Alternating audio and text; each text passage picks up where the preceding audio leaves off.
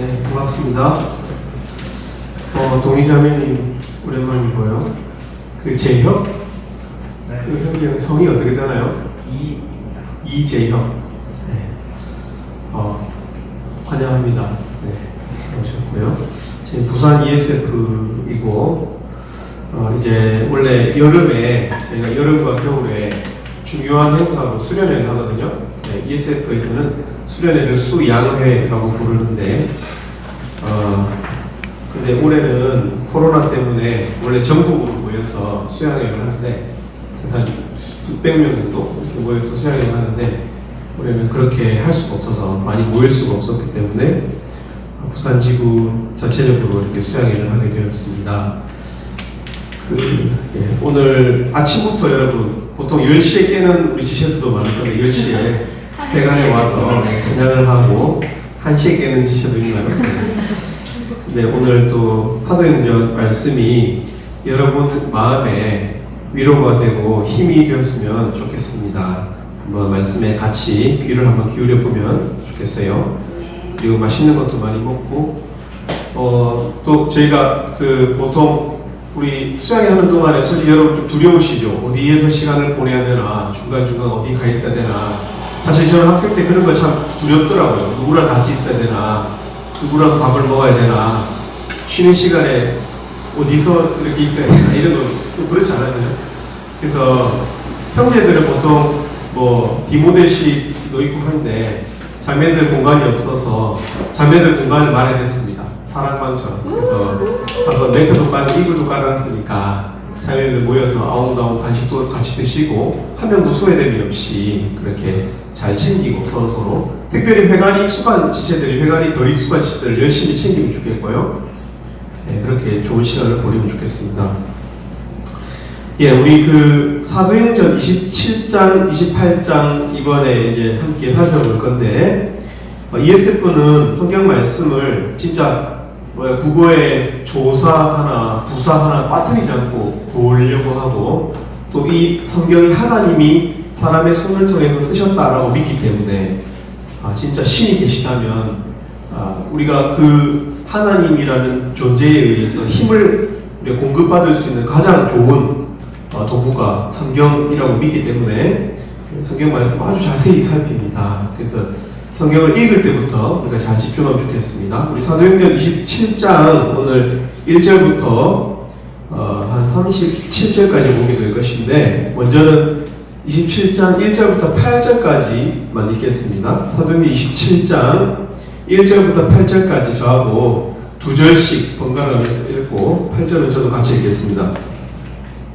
27장 1절부터 8절까지 성경을 계속 펼쳐놔 주세요. 제가 읽겠습니다.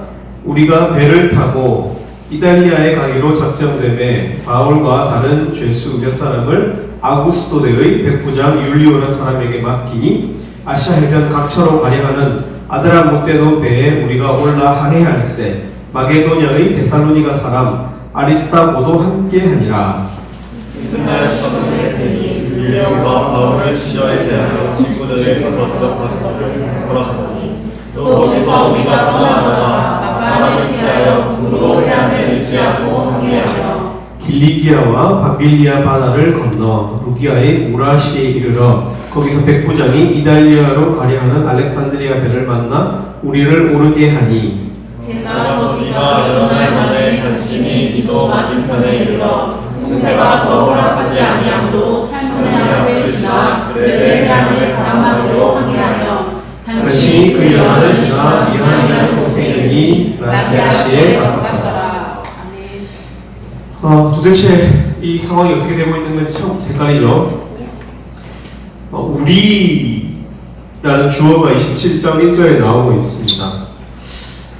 간단하게 요약하자면 바울이라고 하는 사람이 폴이라는 사람이 바울 그의 친구들 동역자들과 함께 로마로 가는 장면입니다. 로마, 이탈리아에 가기로 작정되었다. 이탈리아, 로마를 말하고요.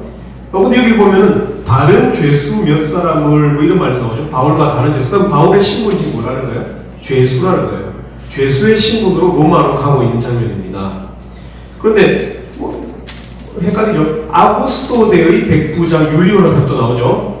아구스토데는 쉽게 말하면 여러분 예전에 옥타비아누스, 아우구스투스 뭐 이런 거 배웠죠. 그래서 제가 로마 황제를 말하고요. 로마 황제의 직속 부대인 아구스토데의 장군, 백부장 장군입니다. 율리오라는 사람이 이 죄인들을 다 끌고 가고 있는 거예요.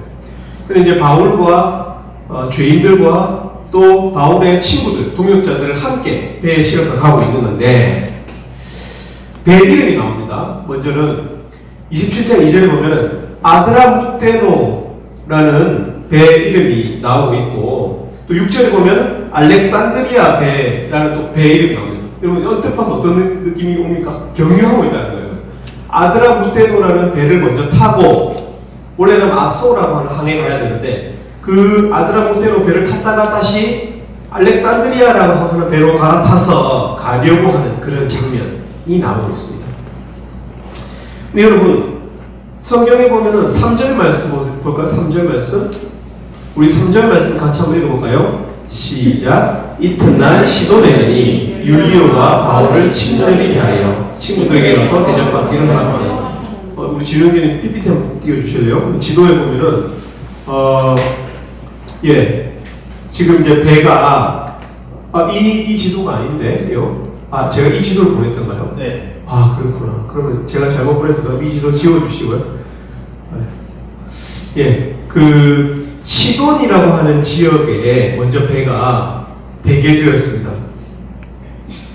여러분 그 이제 시돈에 대해서 보면은 율리오가 그 이제 아구스토데 백부장의 이 장군인 율리오 아주 힘 있는 사람이죠. 그러니까 보통 힘 있는 사람은 어때요? 자기가 파워를 갖고 있는 사람은 그 연약한 사람을 잘 동정하지 못해요. 왜냐하면 늘 최상위 계급에서 살아가기 때문에 뭐 이렇게 신분이 천하다거나 생활이 좀 힘든 사람들의 동정을 못하는 그런 약점을 갖고 있습니다. 부자들은 그래서 가난한 사람을 동정하기 어렵고요.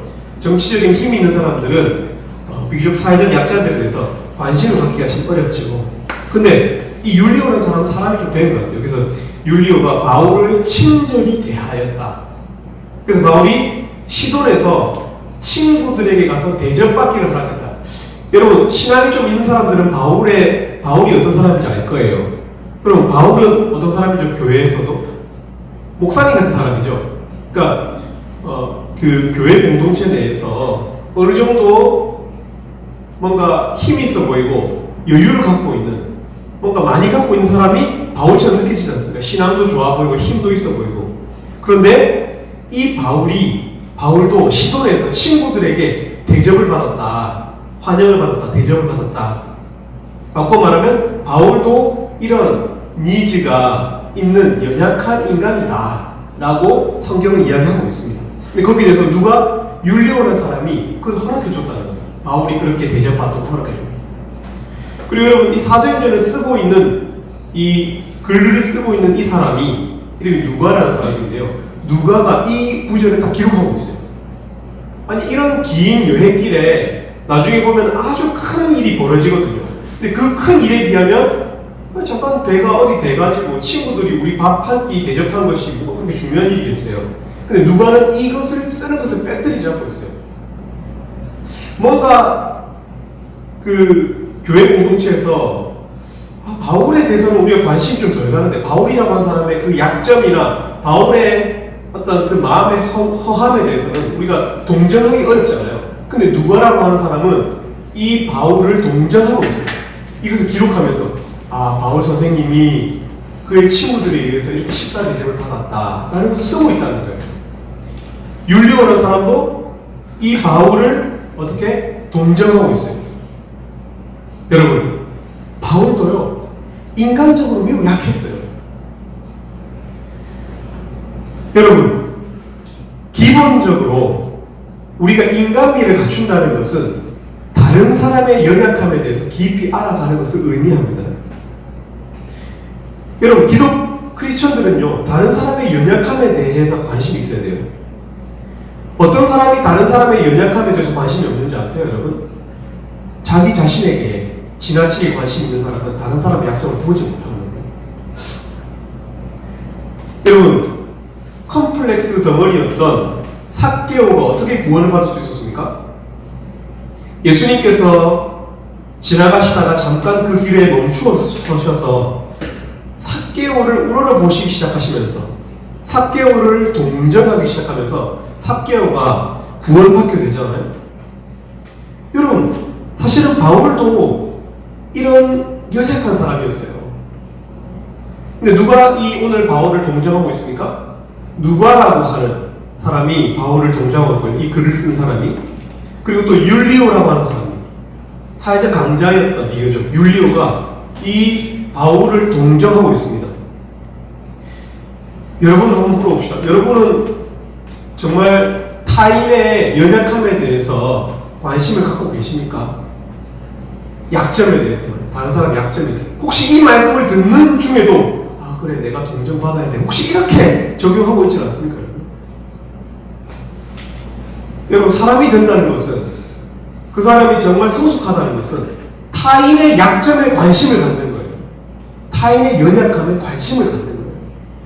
이 급박한 나중에 상황이 벌어지는 이 항해 길에 있어서도 이 사소한, 이 바울처럼 뭔가 다 여유 있어 보이는 그런 사람들이 동정받고 있다는 것에 대해서 성경이 기록하고 있다는 거예요.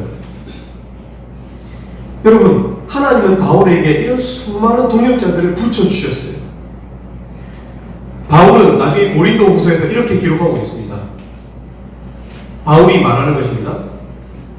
예수님께서 나에게 이르시기를 내 은혜가 너에게 족하도다. 이는 내 능력이 약한 데서 온전하여 짐이라 하시니라. 그러니까 바울이 뭐라고 이야기하고 있는 거예요? 나는 사실 연약한 사람이에요. 이렇게 기록을 했다는 거예요. 그리고 그 뒷구절입니다. 그러므로 도리어 크게 기뻐하고, 그러니까 자기가 연약한데 기뻐한다는 것이죠. 왜 자기가 약한데 기뻐할 수 있습니까? 나의 여러 약한 것들에 대하여 내가 오히려 자랑하리니 이는 그리스도의 능력이 내게 머물게 하려 함이라. 그러므로 내가 그리스도를 위하여 약한 것들과 능력과 가난함과 박해와 아픔을 기뻐하노니 이는 내가 약한 그때에 강함이라. 여러분, 바울이 약한데 왜 강할 수 있어요? 내가 약하기 때문에 사람들의 도움을 받을 수 있고, 또 예수님께서 나의 이 약할 때에 나를 도우시는 분이 예수라는 사실을 자기가 늘 인지하면서 살 수 있기 때문에 약한 그것도 오히려 나에게는 유익하다. 오히려 내가 약해야 강할 수 있다라는 이런 역설을 이야기하고 있는 것입니다. 여러분, 그렇다고 해서 여러분 자기의 모습에 약함을 그대로 합리화하라는 말이 아니에요. 그 약함을 가지고 하나님께 나아가라는 것이죠. 그리고 그 약함을 사람들에게 인정하라는 거예요. 그리고 우리가 서로 동역함으로 서로 약함을 감싸 안아야 한다는 것이죠.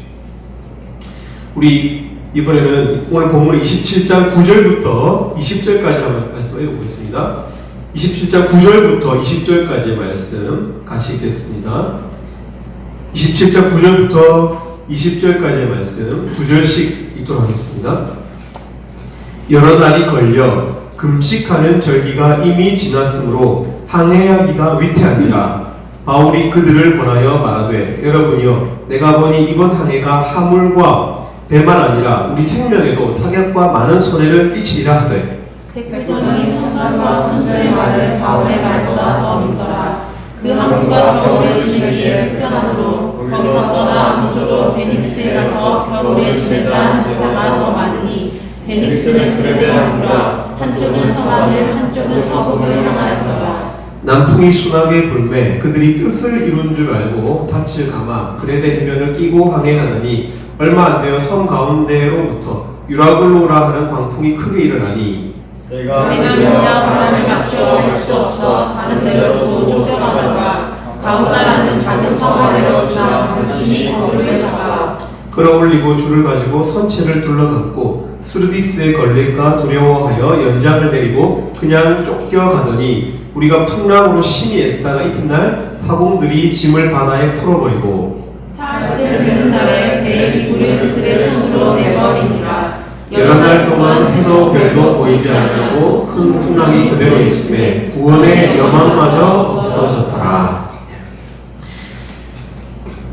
여러분, 오늘 이제 이 바울이 율리오라고 하는 이 아구스토대의 장군에 의해서 죄인의 신분으로 로마로 압송이 되고 있습니다.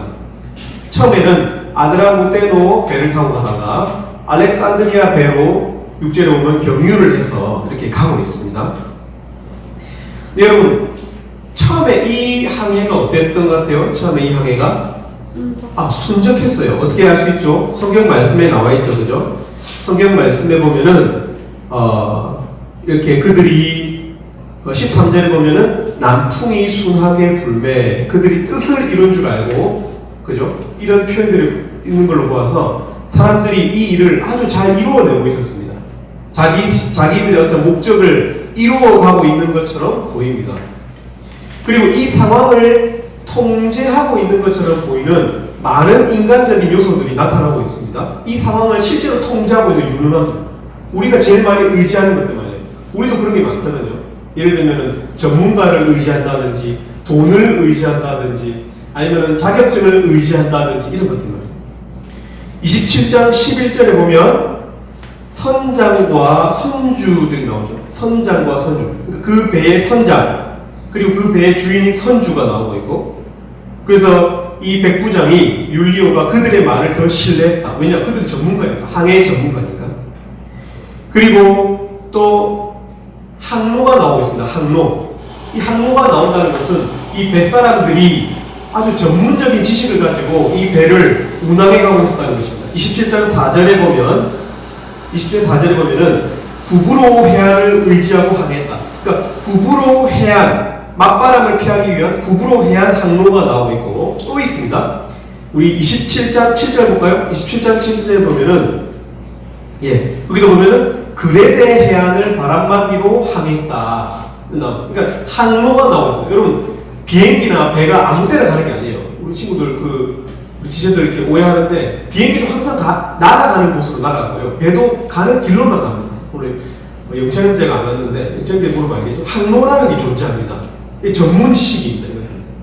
그러니까 전문인인 선장과 선주 그리고 전문적인 지식이 이 항해를 이끌어가고 있는 것처럼 보이죠. 그리고 또 어떤 것이 이 항해를 이끌어갈까요? 27장 1절에 나옵니다. 보세요. 우리가 배를 타고 이탈리아로 가기로 작정되매, 작정 어떤 것입니까? 사람들의 의사결정입니다. 사람들이 의사결정을 통해서 어떤 일을 이루어 가자는 거죠. 그리고 어때요? 순탄한 여정, 27장 1절부터 5절까지 보면은 아주 순탄하게 이 항해가 이어져 가고 있습니다.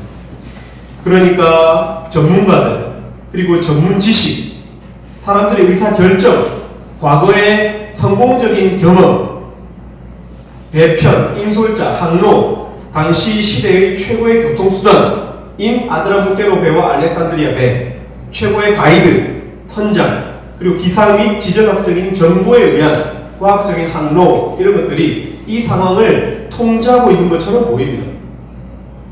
그래서 이 사람들이 무라라고 하는 곳까지는 그들이 계획한 대로 되었던 것 같아요.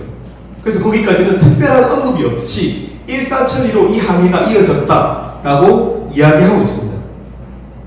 근데 바울은요, 사실은 죄인의 비록 신분이었지만 이 항해가 위험하다고 경고했어요. 우리 27장 9절에서부터 10절 읽어볼까요? 27장 9절에서부터 10절 읽어보겠습니다. 시작. 여러 날이 걸려 금식하는 절기가 이미 지났으므로 항해하기가 위태한지라 바울이 그들을 권하여 말하되 여러분이여 내가 보니 이번 한 해가 화물과 배만 아니라 우리 생명에도 타격과 많은 손해를 끼치리라 하되, 바울이 무슨 뭐랄까요, 하나님의 어떤 계시에 의해서 이게 위험하다고 감지하고 있는 것은 아닙니다. 근데 바울은요, 사실은 이 선장과 선주만큼이나 많은 항해 경험이 있습니다. 전도 여행을 3번에 걸쳐서 했고요, 이 지역만. 그러니까 그 어느 때 위험한지를 알고 있어요. 여기 보면은 금식하는 절기가 지났다고 되어 있죠. 이 말은 지금 9월에부터 10월경 정도가 되었는데, 근데 이때가 이 지중해 연안에는 큰 광풍이 일어나는 때였다고 합니다. 그러니까 일기가 아주 불순하다는 것을 바울은 과거의 항해 경험을 통해서 이미 알고 있는 거예요. 고린도 후서 11장 25절에 보면은 이런 바울이 스스로 말하거든요. 그러니까 자기가 얼마나 고생했는지 이야기하면서 내가 3번 매로 맞고 1번 돌로 맞고 3번 파선하고 이런 표현을 쓰고 있습니다. 그러니까 배에 올랐다가 심각한 이렇게 위기에 처했던 그런 경험들을 이야기하고 있죠. 그러니까 바울은 항해에 대해서 나름대로의 어떤 그런 감각을 가지고 있는 겁니다. 근데 여러분, 왜 사람들이 바울의 말을 무시했을까요? 왜 사람들이 이 경고를 무시했을까요? 무시하고 계속해서 이 항해를 이어가거든요.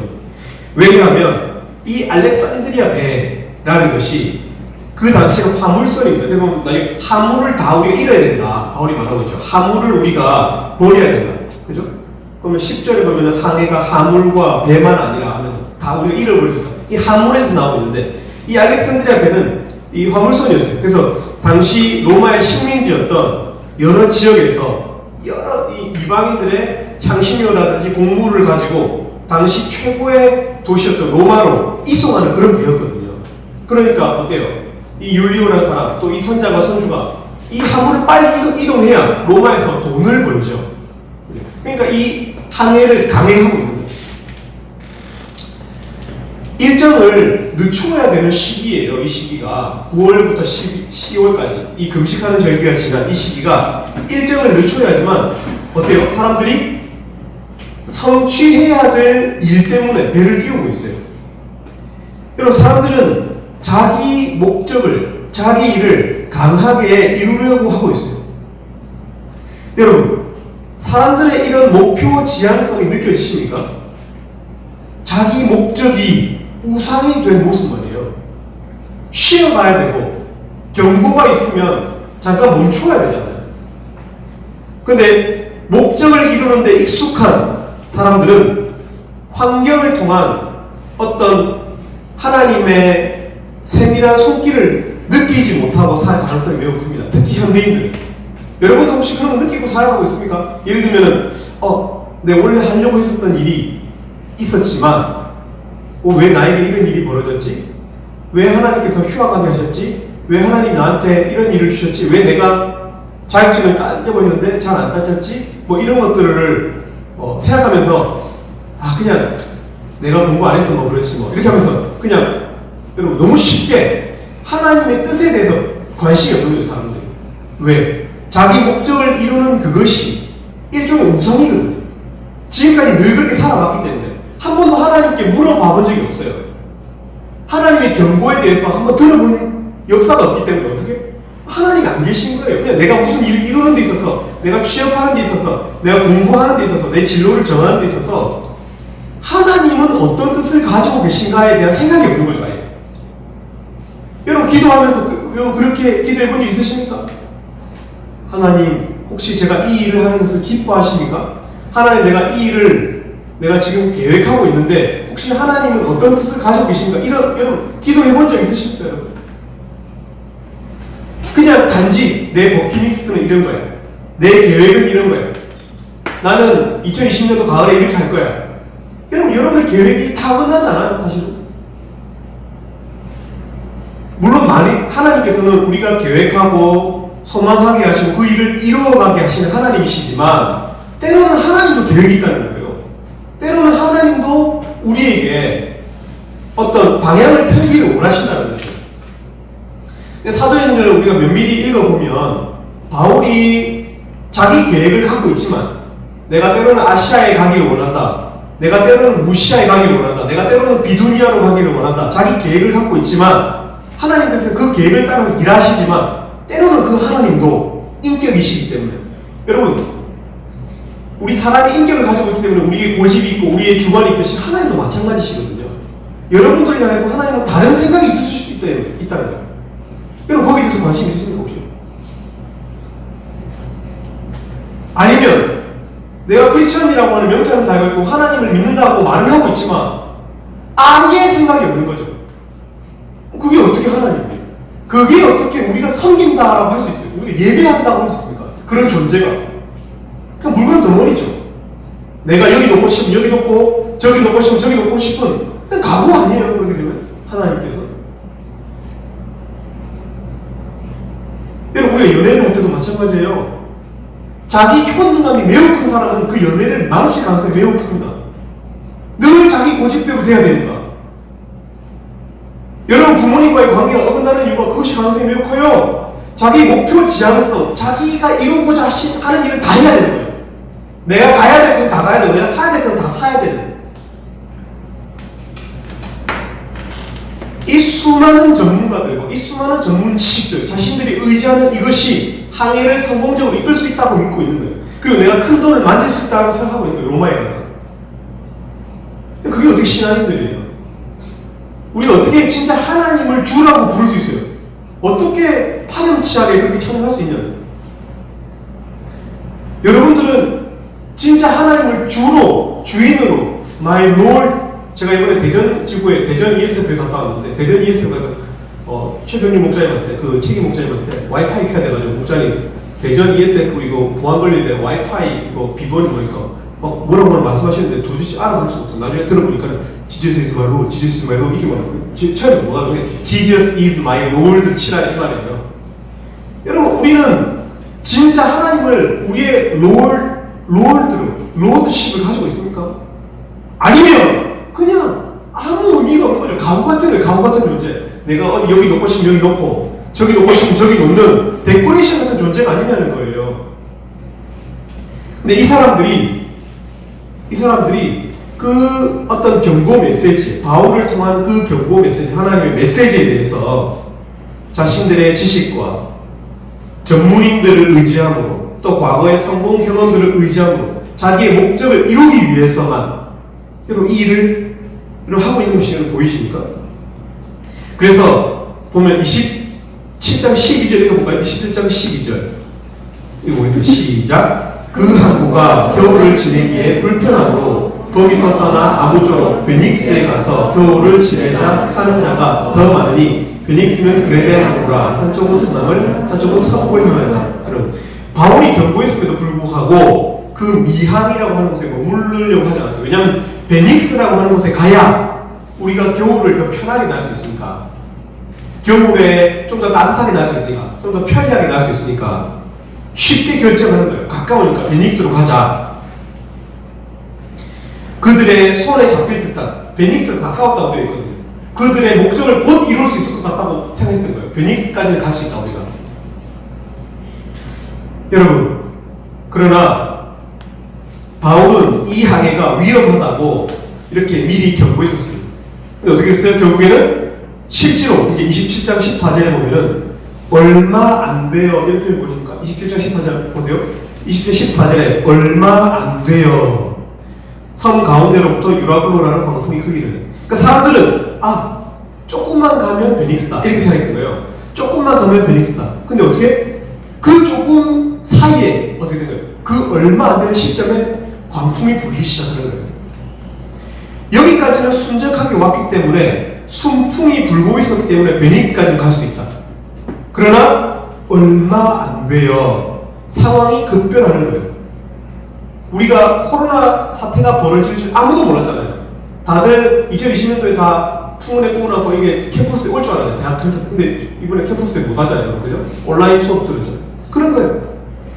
상황이 변해버리는 거예요.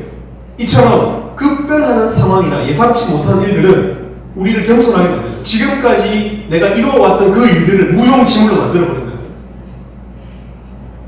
그래서 그때까지는 순풍이 불고 이 항해가 진짜 이 날개 단 것처럼 편안하게 왔다가도 이 27장 14절에 유라굴로 광풍이 일어나서 부터는 방향이 바뀌어버렸어요. 27장 15절 보세요. 27장 15절을 보면은 배가 이제 밀리기 시작하죠. 그러니까 그 전까지는 그들이 배를 밀고 갔는데 거기서부터 수동적으로 바뀌어버려요. 배가 밀려서 바람을 맞추어 갈 수가 없어. 그러니까 전문 지식이 무용지물이 되고 있는 거예요. 가는 대로 두고 쫓겨가다가 아주 수동적이죠. 또 17절에도 보면은 그냥 쫓겨가더니, 마지막에 보면 17절에 마지막에 보면 쫓겨갔다. 그 기라성 같은 전문가들과 인간적인 그 전문인들이 새벽에 힘을 잃고 있어요. 그죠? 그래서 어떻게 되고 있습니까? 18절에 놓고 18절 다 같이 읽어보겠습니다. 시작. 우리가 풍랑으로 심리했다가 이튿날 항구들이 짐을 바다에 풀어버리고, 이 하물들을 바다에 풀어버렸어요. 짐을 풀었어요. 하물을 풀었어요. 그 다음 볼까요? 19절 읽어보세요. 19절 이거부터 시작. 사흘째 되는 날에 배의 기구를 그들의 손으로 내버리니라. 처음에는 하물을 버렸어요. 그 다음에 뭘 버렸어요? 배를 운항할 수 있는, 배 운항에 필요한 뭐 조타라는 이런 것들을 버렸다는 거예요. 그리고 20절에 볼까요? 20절 시작. 여러 날 동안 해도 별도 보이지 않았고 큰 풍랑이 그대로 있음에 구원의 여망마저 없었다. 구원의 여망마저 없었다. 자, 처음에는 돈이 되는, 그죠? 제가 말했죠. 알렉산드리아 배에서 화물을 실어서 로마까지 이송하는 이 일이 그들에게 돈을 가져다 주는 일이라고 했어요. 그런 화물들을 버렸어요. 그 다음에 뭘 버렸어요? 배에 있는 다른 운항에 필요한 도구들을 버렸다. 왜? 잘못하면 그게 운항 도구인데 그 무게를 배가 견디지 못해서 배가 뒤집힐 수도 있기 때문에 어떻게 최소한은 표류라도 해야 되는 거예요. 표류. 배가 떠있기라도 해야 되는 거죠. 여러분 어떤 것 같아요? 점점 이 우선순위가 어떻게 변해가는 것 같아요? 제일 처음에는 돈 되는 것부터 버렸죠. 그 다음에는 최소한 이 배가 떠있기라도 해야 되는 그 조건이라도 충족시켜야 돼요. 그리고 20절에 보면 마지막에 어떻게 되어있어요? 구원의 여망, 살아남아야 하는 나머지 작은 소망마저도 잃고 있었다는 거예요. 여러분 우선순위가 어떻게 돼요? 점점 무엇이 더 중요한 거예요? 여러분 이런 위기는요, 이런 삶의 위기는 우리를 잠깐 멈춰서게 만듭니다. 여러분 열심히 돈을 벌다가요, 여러분 건강을 잃게 되면은 어떻게 돼요? 사람이 진짜 무엇이 중요한지를 깨닫게 돼요. 처음에는 우리가 셀카 찍고 우리의 어떤 젊은 모습들과 돈으로 할 수 있는 것들을 자랑하다가도 진짜 건강을 잃어버린다면, 우리 삶의 브레이크가 걸리기 시작하면 진짜 더 중요한 것이 무엇인지를 깨닫게 되는 거예요. 가족의 가치, 내가 사랑해야 될 것들, 결국에는 내 생명을. 이런 위기는, 이런 브레이크는, 이런 부딪힘은, 이런 깨어짐은 우리 삶의 가장 중요한 우선순위가 무엇인지 드러나는 계기가 됩니다. 처음에는 돈 되는 것을 버리고, 그 다음에는 최소한의 우리의 생명을 건지기 위해서 배라도 표류시켜야 되는 이런 활동들을 하게 되고, 그 다음에는 구원의 여망이라고 부르는 최종적인 우리 영혼을 담보할 수 있는 그런 것들, 훨씬 더 중요하다는 것을 깨닫게 되는 계기가 된다는 거예요. 여러분 깨어짐이 그래서 축복인 거예요. 부서짐이 축복일 수 있어요. 형통함이 아니라 오히려 부서짐이 고난이 축복일 수 있다는 거예요. 근데 그때까지는 무시되고 있던 죄수인 바울이 말을 시작합니다. 최고의 위기 단계에서 21절 보세요. 21절. 이렇게 구원의 여망마저 없어진 상황에서 어떻게 돼? 바울이 입이 열리는 거예요. 그전에도 바울은 말해왔어요. 경고했었고. 그러나 비로소 이럴 때에 바울의 말이 그 배에서 들려지기 시작했다. 바울의 말이 공명되기 시작했다. 이렇게 성경을 표현하고 있습니다. 우리 21절 말씀 읽어보겠습니다. 시작. 여러 사람이 오래 먹지 못하였음에 바울이 가운데 서서 말하되, 여러분이여 내 말을 듣고 그에 대해서 떠나지 아니하여 이 타격과 손상을 면하였더라면 좋을 뻔하였느니라. 조금 더 읽어볼까요? 우리 22절부터 22절부터 25절까지 한번 읽어보겠습니다. 시작. 내가 너희를 권하노니 이제는 안심하라. 너희 중 아무도 생명에는 아무런 손상이 없겠고 오직 백분이라. 내가 속한 바 곧 내가 섬기는 하나님의 사자가 어젯밤에 내 곁에 서서 말하되, 바울아 두려워하지 말라. 내가 가이사 앞에 서야 하겠고 또 하나님께서 너와 함께 하게 하는 자를 다 내게 주셨다 하였으니, 그러므로 여러분이여 안심하라. 나는 내게 말씀하신 그대로 되리라고 하나님을 믿노라. 여러분 그전에는 바울이 하는 말이 그 배에서 먹히지 않았어요. 형통할 때는, 이들의 항해가 형통할 때는 하나님의 음성이 들리지 않았다고. 그러나 이 위험의 단계가 최고 수위에 왔을 때, 사람이 죽을지도 모른다는 위기가 왔을 때 바울의 이 말이 드디어 이 배에 공명이 되기 시작했어요. 여러분 사람이 왜 먹지 못합니까? 왜 먹지 못해요? 먹을 게 없어서? 아닙니다. 사람들이 먹지 못하는 이유는 나중에 보면 먹을 것이 있어요, 이 배에. 근데 왜 먹지 못합니까? 두렵기 때문에 먹지 못하는 거예요. 두려움에 빠지면 사람들이 먹지 못하잖아요. 곧 죽을지도 모르는데 어떻게 음식이 넘어가겠어요? 사람들이 먹지 못한다는 것은 이들의 두려움의 한계가 아주 극에 달했다는 것을 의미하는 것입니다. 근데 그럴 때 바울이 목소리를 높여서 이들을 위로하고 있습니다. 이들에게 하나님의 사자가 어젯밤에 내 곁에 서서 말하되 너와 함께 항해하는 자를 다 바울 너의 손에 주었다. 그러니까 살 것이다. 이런 하나님께서 이런 메시지를 주셨다라고 바울이 이 배에 탄 사람들에게 이야기하고 있습니다.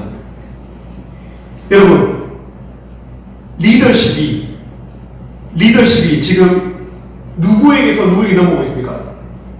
이 배의 리더십이 세상의 위전자들, 세상의 전문인들에게서 크리스천 리더인 바울에게 넘어오고 있는 것을 우리가 확인할 수 있습니다. 여러분, 잘 기억하십시오. 우리 인생의 궁극적인 리더십을 저는 하나님께서 크리스천들에게 주셨다고 저는 믿고 있습니다. 물론 거의 대부분의 경우는 아닐 수 있어요. 전문가들이 리더십을 행사할지도 모릅니다. 그러나 여러분 확신하셔야 돼요. 이 문제에 대해서.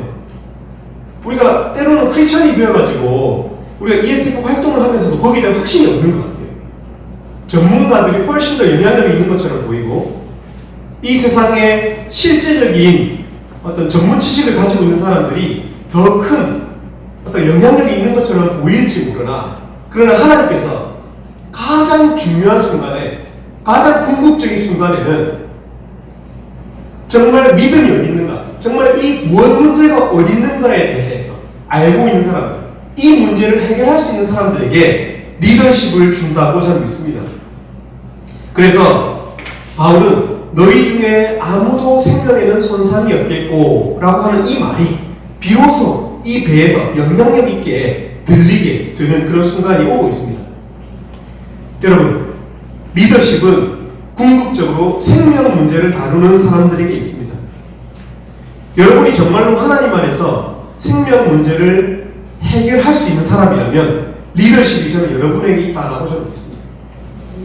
여러분, 그래서 이 구원 문제에 대해서 성경을 통해서 하나님의 구원이 무엇이고 하나님의 구원에 대한 작정이 무엇인지를 깊이 깨닫는 그 사람이 실제적인 리더십이 있다는 사실을 믿어야 되는 거예요. 그래서 여러분의 부모님이 여러분에게 강성일지도 모르고요, 여러분의 친구들이 여러분을 우습게 여길지도 몰라요. 혹시 여러분 자신도 여러분이 가지고 있는 그 믿음에 대해서 우습게 여기고 있을지도 모르죠, 사실. 근데 여러분, 가장 중요한 문제, 사람들이 다 버려버렸잖아요. 돈 되는 것도 버리고 배에 항해하는 것도 다 버려버리는 이런 이 최고의 우선순위가 부각되는 이 문제에 있어서 누가 실질적 리더입니까? 그 배의 죄수 신분이었던 바울에게 하나님께서 리더십을 주고 있는 것을 우리가 볼 수 있습니다. 그리고 22절에서 안심하라, 24절에서 두려워하지 말라, 또 25절에서 안심하라. 실제로 사람들을 위로할 수 있는 그 능력을 이 생명 문제를 해결한 바울에게 하나님께서 주고 계심을 우리가 볼 수 있습니다. 근데 여러분, 이 마지막으로 어떻게 되고 있는지 한번 볼까요? 이 문제가 어떻게 되고 있는지 27절부터 37절까지 보겠습니다. 27절부터 37절까지 두 절씩 또 읽고 마지막 절 같이 읽겠습니다. 27절에서 37절까지입니다. 열나흘째 되는 날 밤에 우리가 아드리아 바다에서 이리저리 쫓겨가다가 자정쯤 되어 사공들이 어느 육지에 가까워지는 줄을 짐작하고 물을 재어보니 20길이 되고 조금 가다가 다시 재니 15길이라. 상처에 걸릴까 하여 보물로 단 뎁스를 내리고 날이 새기를 고대하니라. 사공들이 도망오자 하여 이 물에서 밭을 내리는 줄 알고 모래를 바다에 내려놓거늘. 바울이 백부장과 군인들에게 이르되 이 사람들이 배에 있지 아니하면 너희가 구원을 얻지 못하리라 하니 이에 군인들이 거룻줄을 끊어 떼어버리니라. 날이 새어가매 바울이 여러 사람에게 음식 먹기를 권하여 이르되 너희가 기다리며 먹지 못하고 주인지가 오늘까지 열나흘째 음식 먹기를 권하오니 이것이 너희의 구원을 위한 것이요 너희 중 머리카락 하나도 잃을 자가 없으리라 하고 떡을 떼 가져다가 모든 사람 앞에서 하나님께 축사하고 떼어 먹기를 시작하매 그들도 다 안심하고 받아 먹으니 배에 있는 우리의 수는 전부 276명이더라. 여러분, 바울이 여기 있는 사람들의 생명이 손상되지 않을 것이다. 너희 중 아무도 생명에는 손상이 없겠고 라고 22절에 말했습니다. 그럼에도 불구하고 여기 보면은 27절부터 보면은 이 점점 줄을 내려보니까 바다에 줄을 깊이 넣어보니까 점점 줄이 짧아지는 거예요. 바다 물이 적셔져 있는 줄이 짧아지는 거예요. 무슨 말입니까? 육지에 가까워지고 있다는 뜻이에요. 바울의 말처럼. 근데 아직까지 위기 상황이 끝난 것은 아니죠. 그런데 이 사공들이 어떻게 합니까? 30절에 보면은 닻을 내리는 채 하고 이 사공들이 고급 정보를 가지고 있잖아요. 그러니까 물길이 지금 점점 줄어들고 있다는 이 고급 정보를 가지고 이 사공들이 지금이라도 우리가 살려면 거룻배는 구명보트를 말합니다. 구명보트를 내려서 우리가 도망가야 된다라는 판단을 했던 것 같아요. 그래서 어떻게? 사람들을 속입니다. 닻을 내리는 채 하고 구명보트를 바다에 내려놓거늘 고급 정보를 가지고 그들은 그리고 살아남을 수 있는 도구인 구명보트를 내려서 사람들을 속이고 탈출하려고 했다는 거예요. 근데 어떻게 해요? 바울이 어떻게 합니까? 바울이 31절에 보면은 바울이 백부장과 군인들에게 이르되 이 사람들이 배에 있지 않으면 너희가 구원을 얻지 못하리라니. 자 보세요. 사공들이 어떻게 했어요? 닻을 내리는 채 하다가 거룻배를 내렸잖아요. 그럼 사공들이 지금 여기 배에 탄 276명의 사람들에게 어떻게 해요? 이 정보를 어떻게 했어요? 공유하지 않았다는 것이죠. 자기들만 알고 그러니까 속였잖아요. 채했잖아요. 그럼 바울은 이 정보를 알았어요, 몰랐어요? 알았죠. 바울도 지금 물길이 점점 줄어들고 있다는 것을 알았던 그 고급 정보를 공유하고 있었던 소수였다는 거예요, 바울도. 왜냐하면 바울이 그 전에 이제 이 배에서 리더십을 행사하기 시작하니까 바울도 이 정보를 알았다는 거예요. 여러분, 그런데 바울이 어떻게 합니까? 바울은 이 고급 정보를 바울도 자기 자신을 쓸 수 있었다는 거예요. 거룻배를 같이 타고 나갈 수 있었잖아요. 야, 나도 태워줘. 나도 이 정보를 공유한 사람들께 타고 나가자. 이렇게 할 수 있어요. 근데 바울이 어떻게 했습니까? 정반대로 행동했습니다.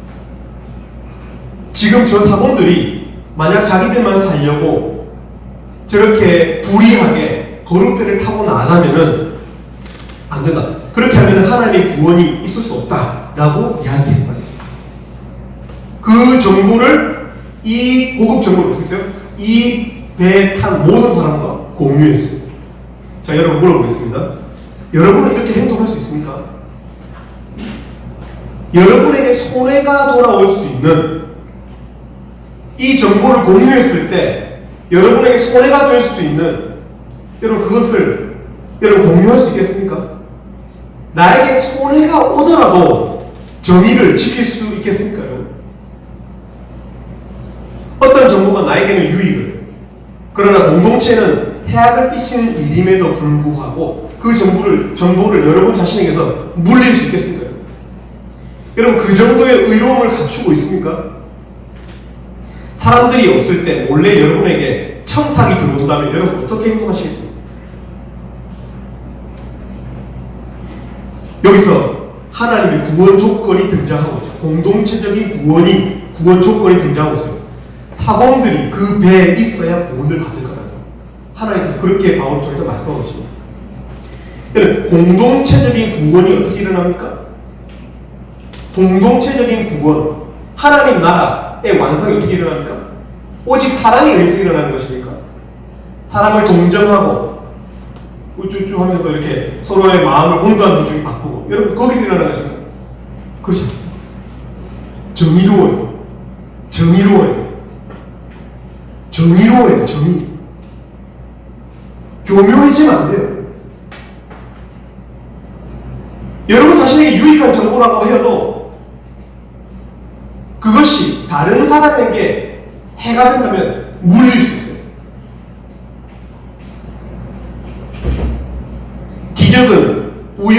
발생하는 것이 아니라 기적은 마치 부적처럼 우연히 무슨 룰렛처럼 발생하는 것이 아니라 그 기적을 일으키시는 하나님의 허락이 있어야 그 기적이 일어난다면 그 하나님의 인격이 중요해요. 하나님은 의로움을 사랑하시는 거예요. 의로움을. 여러분 우리가 어떻게 구원을 받을 수 있습니까? 요행으로 구원받습니까 우리가? 아니에요. 여러분 개인의 그 악함 세포 하나까지 타락해 있는 우리의 이 전적으로 머리부터 발끝까지 우리의 과거부터 미래까지 앞으로도 타락할 예정이 우리가 어떻게 구원을 받을 수 있습니까?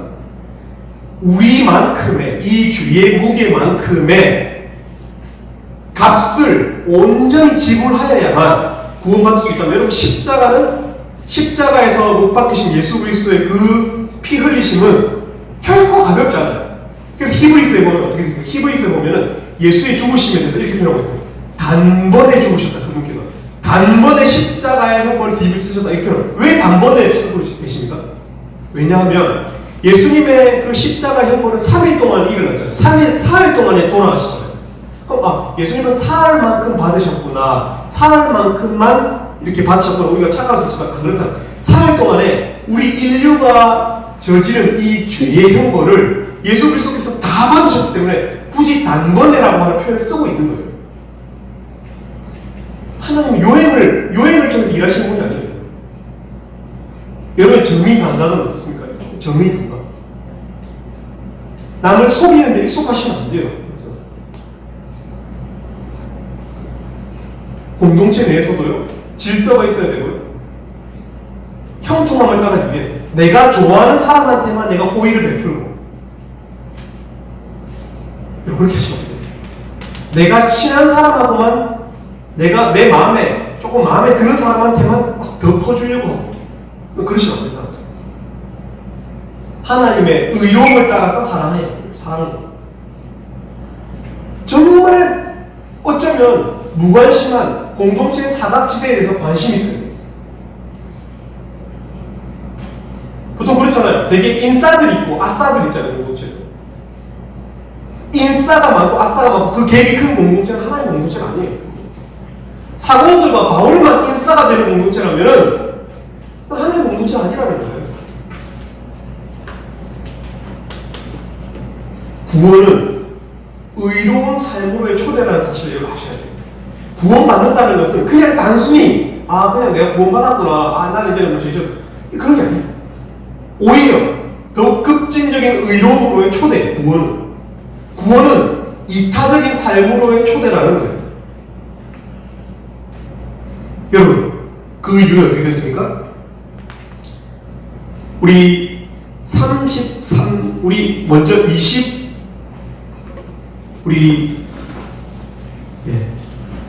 21절 말씀 21절 말씀 읽어볼까? 21절 말씀 시작. 여러 사람이 오래 먹지 못하였으며 여기까지. 사람들이 먹지 못했어요. 극한의 공포로 먹지 못했다고. 극한의 공포 때문에 사람들이 먹지 못했어요. 근데 우리 33절부터 35절까지 말씀 읽어보겠습니다. 시작. 날이 새어나매 바울이 여러 사람에게 음식 먹기를 권하여 이르되 너희가 기다리며 먹지 못하고 줄인 지가 오늘까지 열나매인즉 음식 먹기를 권하노니 이것이 너희의 구원을 위하는 것이요 너희 중 머리카락 하나도 잃을 자가 없으리라 하고 떡을 가져다가 모든 사람 앞에서 하나님께 축사하고 떼어 먹기를 시작합니다. 먹었다는 표현이 33, 34, 35절에 4번 등장하고 있습니다. 먹고 먹어라. 여러분 그런 것입니다. 아직 구원은 받지 못했지만 여러분 이 배가 구원받았습니까? 지금? 배 아직 구원 못 받았거든요. 근데 이미 구원은 시작된 거예요. 하나님의 평안이 그 마음 가운데 있다면 이미 구원인 거예요. 이미 구원이 시작된 거예요. 여러분 우리가 유두고처럼 오늘 픽 쓰러져 죽는다 하여도 내가 하나님을 만날 수 있다면 내가 아브라함의 품에 안길 수 있고 이 땅보다 훨씬 더 좋은 집이 예비되어 있다면 여러분 우리는 지금 죽어도 사는 거예요. 그런 것처럼 아직 구원을 받지 못하였지만 이미 구원이 그들 가운데 임하는 거예요. 떡을 가져다가 모든 사람 앞에서 하나님께 축사하고 떼어 먹기를 시작했어요. 마치 예수님께서 빈들에서 empty field에서 떡을 떼어서 거기 있는 사람들의 배를 불리시듯이 이 난파선에서 지금 항해할 좋다 하나 없는 이 난파선에서 어떻게 선상 파티가 벌어지고 있잖아요. 아무런 구원의 조건이 없는 그 배가 우연히 육지에 걸려야만 살 수 있는 이런 상황에서 어떻게 이미 구원이 그들 가운데 있는 거예요. 하나님의 사랑이 있고 그 사랑에 대한 확신이 있고 그 확신으로 혼자만 살기를 포기하는 공동체, 정의를 실현하는 공동체, 이미 하나님의 구원, 하나님의 나라가 거기 있는 거예요. 떡을 떼어서 먹는 역사가 있게 되는 것입니다.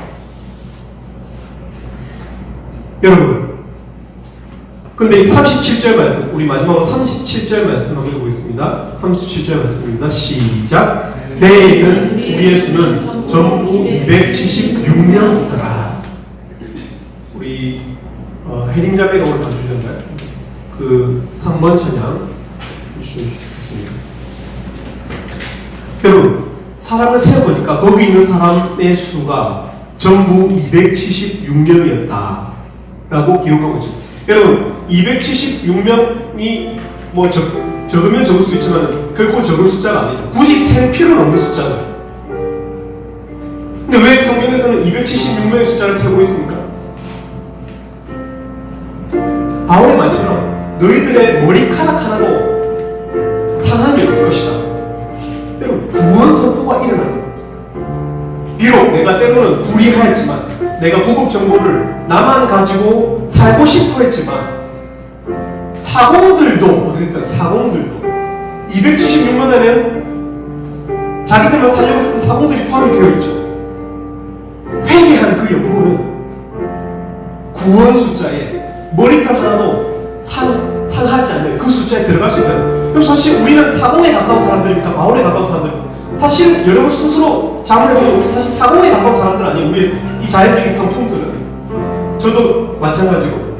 우리 사실 아까 사공 이야기할 때 되게 찔리지 않던가요? 저는 되게 찔립니다. 고급 정보를 나만 알고 있어요.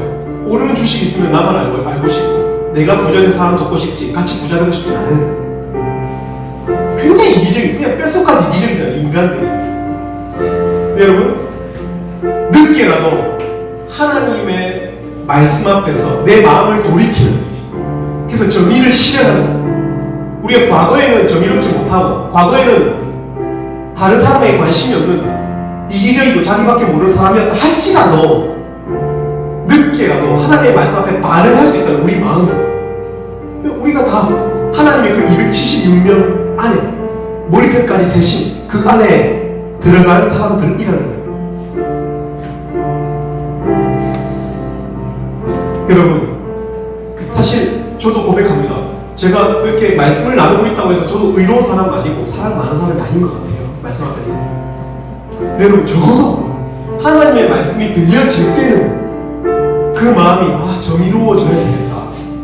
내가 공동체에서 아싸들을 아싸 인사가 아주 존재하면 되겠다. 그렇게 사랑이 결핍된 사람들을 내가 챙겨야 되겠다. 그 마음을 가진 그 사람 안에, 그 모두가 다 276명 안에 들어가는 하나님께서 세신 그 사람들이라는 것입니다. 제가 말씀을 읽어드리겠습니다. 몸은 죽여도 영혼은 능히 죽이지 못하는 자들을 두려워하지 말고 오직 몸과 영혼을 능히 지옥에 멸하실 수 있는 이를 두려워하라. 여러분, 육신의 이 죽음이 두려운 그곳에서 왜 이 사람들이 이 두려움을 극복하게 되죠? 영혼의 이 생명, 영혼을 능히 죽이기도 하시고 살리기도 하시는 그 말씀 경험이 있는 그 사람들에게는 내일 당장 이 배가 난파된다고 해도 선상 파티를 벌일 수 있는 담대한 생명인 거예요. 그리고 이렇게 말씀 따라오고 있습니다. 참새 2마리가 한 아사리온에 팔리지 않느냐. 여러분, 오늘도 참새 많이 봤죠? 오다가? 그러나 너희 아버지께서 허락하시지 아니하시면 그 하나도 땅에 떨어지지 아니하리라. 너희에게는 머리털까지 다 세신 바 되었나니 두려워하지 말라. 너희는 많은 참새보다 귀하니라. 하나님은 우리 머리털까지 세신 바가 되셨고, 이 참새가 우연히 날다가 떨어지지 않는 것처럼 하나님께서 우리 삶을 붙들고 계시다 하고 예수님께서 말씀해 주셨습니다. 우리 마지막으로 28장 11절 결론을 읽겠습니다. 28장 11절 말씀 읽겠습니다. 28장 11절 시작. 석 달 후에 우리가 그 섬에서 겨울을 난 알렉산드리아 배를 타고 떠나니 그 배의 머리 장수는 디오스쿠로라. 우리 그 디오스쿠로 장식 한번 보여주죠. 예, 이게 여러분 디오스쿠로입니다. 이 장식이. 이 디오스쿠로는 제우스의 이 아들 중에서 카스트로와 폴룩스를 가리키는데 뱃사람들의 수호신으로 숭배되었다고 합니다. 그래서 이 디오스쿠로가 이 항해하는 사람들에 있어서는 일종의 수호신인 것이죠. 이 배를 지키는. 근데 왜 사도행전에서 누가는 이 디오스쿠로 장식을 언급하고 있을까요? 수호신으로 숭배되는 이 디오스쿠로가 마지막으로 언급되고 있을까요? 이것은 아주 강력한 간접 화법이죠. 다시 생각해봐. 진짜 우리의 항해를 지키는 존재가 디오스쿠로야? 뭐 이런 거죠. 난파된 배에서 우리 영혼을 담대케 하시는, 안심케 하시는 생명의 어떤 이 역사를 일으키시는 분이 디오스쿠로냐고 뭐 이런 거죠.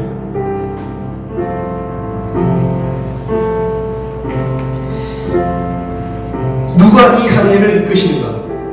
여러분 오늘도요 우리의 수많은 디오스쿠로들이 있습니다. 네이버를 살펴보면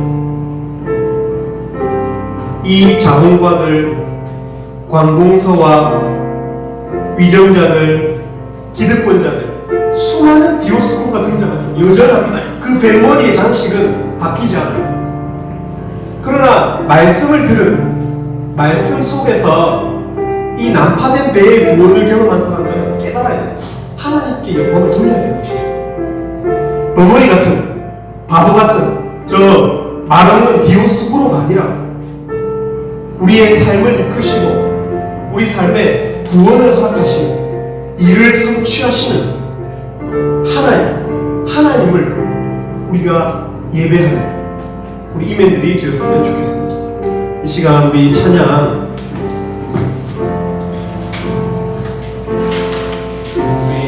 찬송가 149장, 약간 그 세 번째 찬양,